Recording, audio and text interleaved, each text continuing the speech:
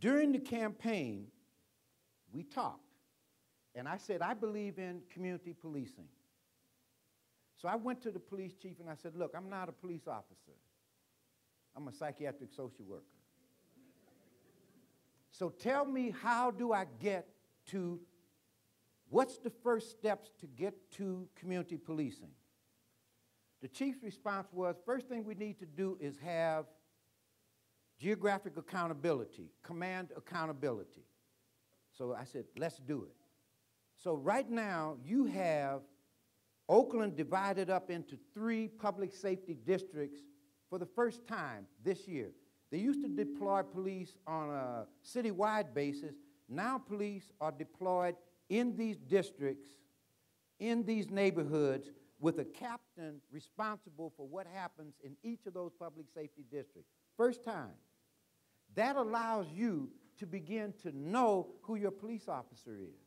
What happens when you start to sense who they are? You develop familiarity, frequency, predictability.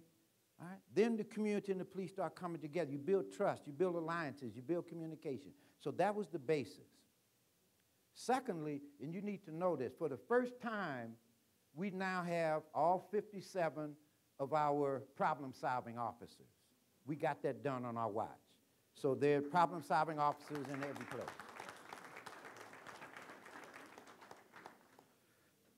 Thirdly, if you remember in January, I said, you know, you guys voted for Measure Y in 2004.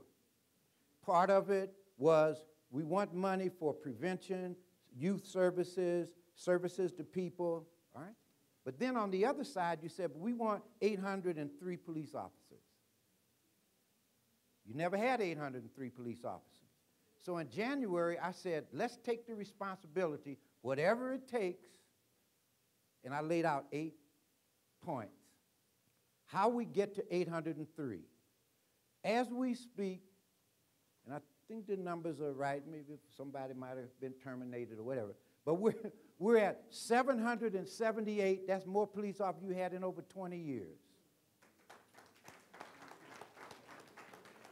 By the end of this year, you will have somewhere around 817 to 820 police officers. So we will achieve the objective that we wanted to achieve, okay? Now, but the police will tell you, I will tell you, other experts will tell you, we're not going to arrest our way out of crime and violence. That's only one part of it.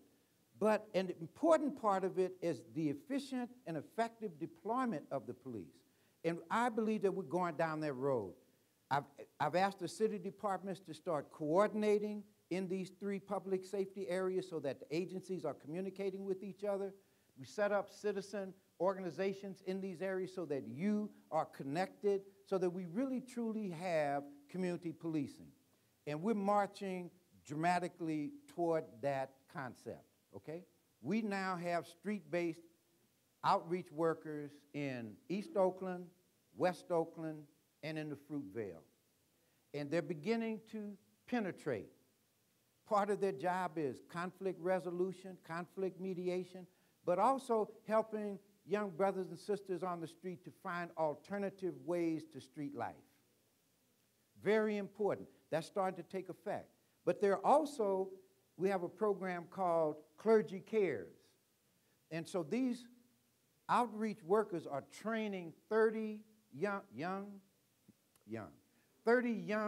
members of the clergy to augment that as outreach workers in the street, to provide young people and people with options and alternatives and counseling, et cetera. So that's being expanded. And you need to know that the clergy has stepped up to this issue and are meeting regularly, understanding their role in community in dealing with the issues of crime and violence, and I applaud them for that.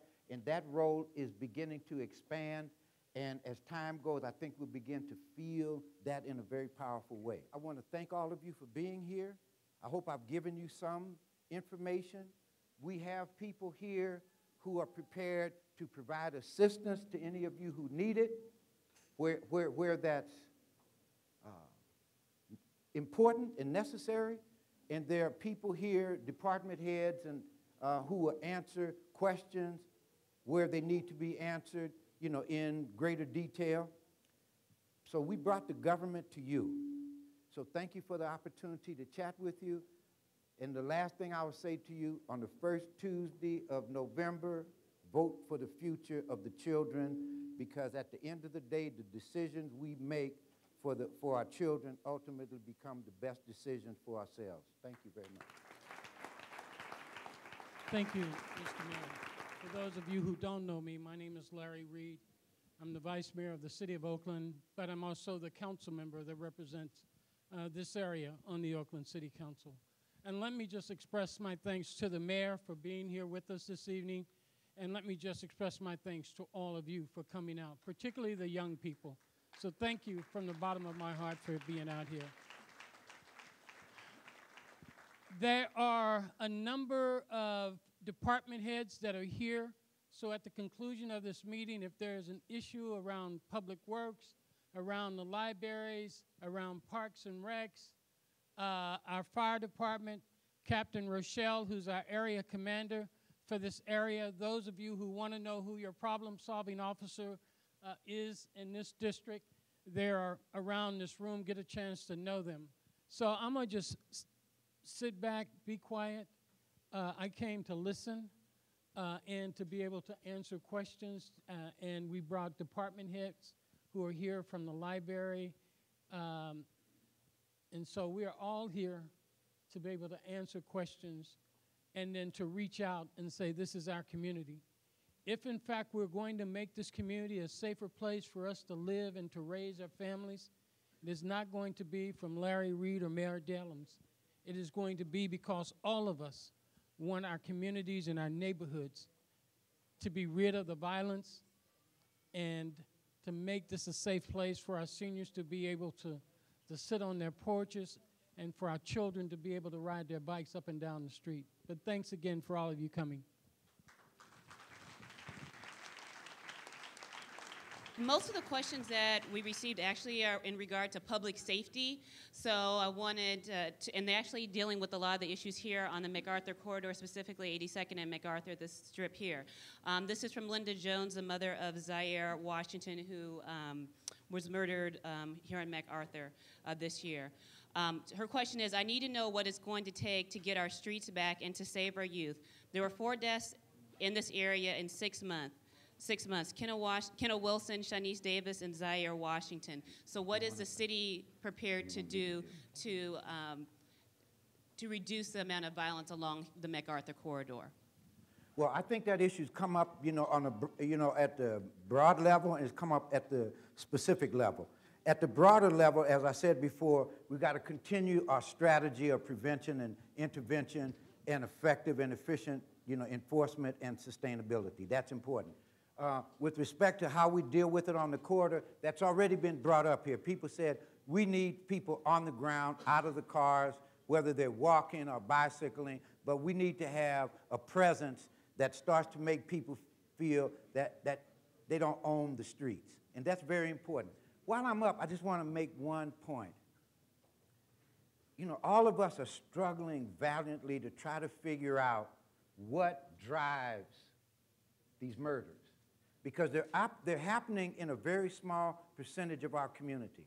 And I talked with a brother who, you know, has been working with young men in a very strong and powerful and effective way. And I said, what drives all of this? You know what his response was? He said, one word, Ron.